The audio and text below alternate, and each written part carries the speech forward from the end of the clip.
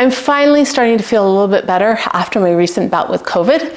But in today's video, I want to share with you some of the things that I learned so that you can be better prepared if it happens to visit your house.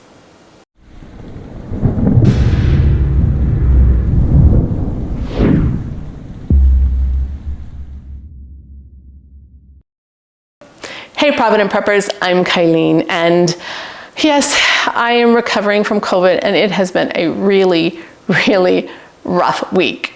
But I have learned a lot, and I wanted to share with some of the things that I have learned with you. I got this wonderful little list from my doctor when I called her. So I started feeling crummy on Monday night or Monday afternoon, just not feeling so well.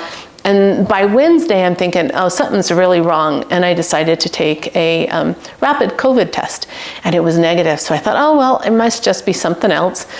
And then on Thursday morning, I had someplace I needed to go, and I just thought, I need to make sure before I go that I'm not going to get anybody sick with anything. And it was positive. So I've been grounded, and I have been so incredibly miserable. But when I talked to my doctor, she actually sent me a list of things that she recommends to help with COVID symptoms. And so this is for me personally. This isn't, this might not be right for you. I'm not a doctor. I'm not prescribing anything for you. And the reason I don't share her name is because there are creepy online stalkers out there, and I don't want them having that much information about me. So if you can have some of these things at home now before you get sick, then it makes your life so much easier when you do get sick. One of the first things that I did when I started feeling crummy is to start making more green smoothies. Now I know this looks purple, and the reason why it looks purple is because it's also got blueberries and strawberries, and but it's got kale and a bunch of really good healthy stuff for you. And that's the first thing that I started doing as soon as I didn't feel good at all. And because we want to build up, at least for me, I always want to make sure that I'm fortifying my body and I've got as many healthy nutrients that my body can absorb as I possibly can. But on this list that she sent me, she has a few different categories of things that she recommends. So for nasal congestion, which you get lots of snot, and one of the things that I've heard from friends that have had this is a lot of times this COVID is followed by sinus infections. And so making sure that you treat it well is a good idea to begin with. But she recommends a nasal saline rinse 1 to 2 times daily to flush all that bacteria out. She also recommends pseudoephedrine, 30 milligrams every 6 hours. Now, this is something you have to get from the pharmacist, right? You have to go up to the counter. It's not a prescription, but that's where you have to get it from. And if you have any questions about that medication, definitely ask your pharmacist. And then a nasal steroid, like this Fluticasone. I don't know. Anyway, I'll show you a picture of this one. But this is just something that it's available a lot during allergy season, and we just pick it up at either Sam's Club or Costco. But they have it, and she recommends 2 squirts in each nostril once a day, and it reduces swelling in the nose and the mucus production. And we're only talking over-the-counter stuff, right? Stuff that you can do without having a physician intervene. For the sore throat, which is the worst part for me, like I've never had such a bad sore throat in all my life. She recommends a saltwater gargle, 1 teaspoon in 1 glass of warm water. It will provide instant pain relief, and it loosens the mucus. Then she also recommends a ginger lemon or herbal tea sweetened with honey. So what I did is I have some ginger, some fresh ginger. You can see little chunks in here that I had chopped up a whole bunch and put in the freezer because I'm going to freeze dry it, and so that I have it for stuff like this, because ginger is just so healthy for you. And then fresh lemon, and this actually has some turmeric in it. And then I use not fresh, but raw honey, because raw honey has a lot of good medicinal properties. But what I'll do is I'll heat this first, and then after this has been heated, then I mix in the raw honey to make sure that it doesn't kill the helpful bugs that are in it. My personal opinion, that's what I do. She also says you can use acetaminophen, 1,000 milligrams every 8 hours, but make sure that you check on some of the other things you might be taking, because some of them have acetaminophen in them and you don't want to double up your dosage. Ibuprofen, 600 to 800 milligrams every 8 hours, and then a chloroseptic spray and lozenges for topical relief for your sore throat. You just spray it in there. These were seriously a lifesaver. Ricola, as long as I was sucking on it, I was okay. Well, it wasn't fine, but I could survive, right?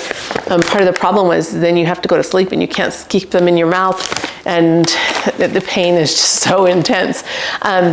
One of the other things that was really helpful is we have some friends who brought us dinner, and when they brought us dinner, he also brought ice cream. And I'm not a big ice cream eater because there's something that's in most ice cream that makes me rack. So I can totally have homemade ice cream, but there's something in some of the store-bought that's not okay. With MS, all kinds of weird things happen to you. But this one was really good, and I could just sit there. I put a little bit of strawberry freezer jam on it, and I could just sit there and eat the bowl, and as I'm eating the ice cream, I'm okay until I run out. But, and they're so, we just have such good friends, right? Such great people who are there and willing to help. And I think that's the big thing about community, right? My mother-in-law, I needed orange juice, and she brought me orange juice to my doorstep. She didn't stay, right? She didn't say hello, but she brought it over to my doorstep and made it so that we didn't have to go out. To control that cough, she recommends dextromethorphan, 30 milligrams every 6 hours. And the one that we usually have is actually this one, the Mucinex, which is guaifenesin, 600 milligrams every 6 hours. So having some of those over-the-counter things in your pantry, right, in your medicine kit, just makes it so much easier. When it comes to hydration, I am a huge fan of room temperature water, sometimes with lemon in it, but this time the lemon was a little bit much for me. And so it was just room temperature water. I know my family really likes the Gatorade or the Powerade. If you go to click the card in the corner, it will take you to a post that we created about a year before the pandemic struck, where we talked about the things to have on hand in the event of a pandemic. And most of these came from Dr. Cynthia Kolker. And in there, she gave us a recipe so you can make your own homemade electrolytes, which is a really good hydration kind of solution. I know that here, she recommends that, she says, consider adding electrolytes to your water, such as Nun tablets, avoid the caffeinated version, or liquid IV packets. And you can totally do that. They're run like $1 a packet. So they're a little bit pricey for me, but that home IV hydration solution is super inexpensive. So check that out. And either way, being hydrated is just like critically important, because that's going to send you to ER faster than anything else. If you get dehydrated, you've got to make sure that you have plenty of fluids on board. Now, one of the reasons why I really like my healthcare provider is that she is willing to recommend supplements, and she really knows her stuff when it comes to that. And these are some of the supplements that she recommended. She said, let me just read you what this says. Supplements can boost immune function and have some evidence to back recovery improvement. And this is what she recommends. NAC, 600 milligrams twice daily. It's an antioxidant. It boosts immune function and also cuts down on mucus. Vitamin C, 1,000 milligrams daily. It's also an antioxidant and boosts immune function.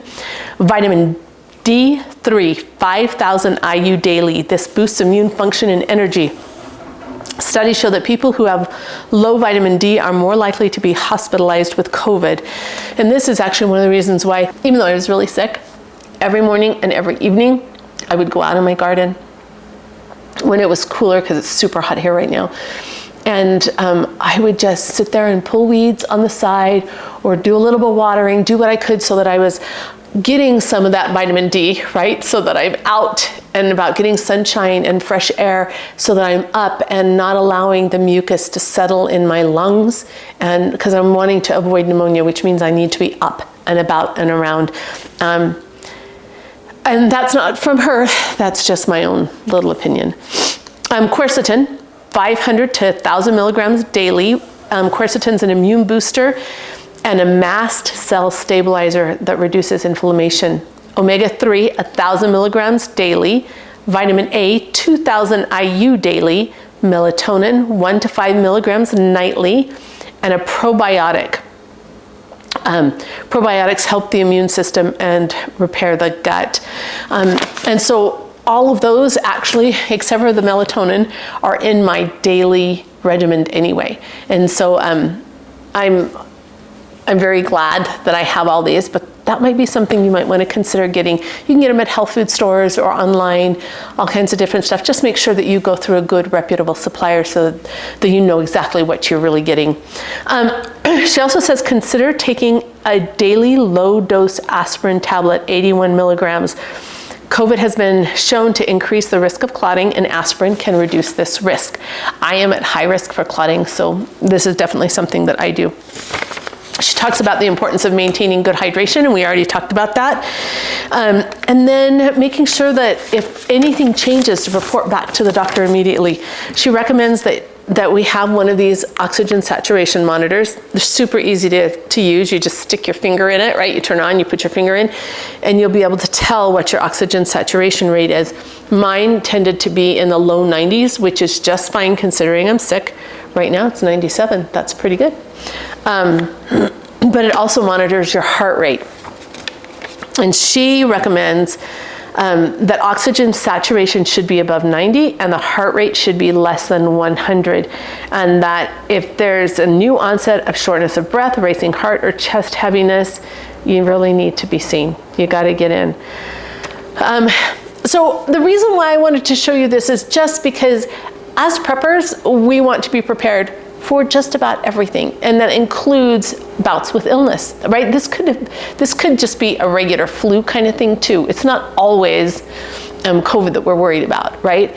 There's all kinds of reasons why we would want some of these basic medications on hand. In fact, if you click the card in the corner, I'll take you to a video that we did on just over-the-counter medications that would be a really good idea to have in your medicine cabinet so that you're ready for just about anything that you can be ready for. Okay, so one of the things that I made on Thursday was this soup. And it might look a little bit gross to you, but it's full of all kinds of vegetables. And what I did, I went out to my garden and I picked some homemade garlic or homegrown garlic, some kale. There were some different greens too. And then all kinds of, like, there were a little squash, anything that I could put into this vegetable soup, I got it. And then I had frozen some homemade bone broth because that's really healthy for you, right? And I put them all in this crock pot, this little cooker, with mushrooms and chicken, and of course some more water. I put a few other things like a can of corn and a can of green beans, just so there was this huge soup. Did I tell you there's chicken in there and mushrooms? But one of the other ingredients that I put in there is pearled barley, because pearled barley tends to have a healthy effect, right? I couldn't put noodles in because of the gluten intolerance that I have. But this soup, I have been seriously eating it for pretty much every meal since I've gotten sick, because it was really just, it settled well, it didn't hurt my throat, and I knew that I was getting all those healthy nutrients.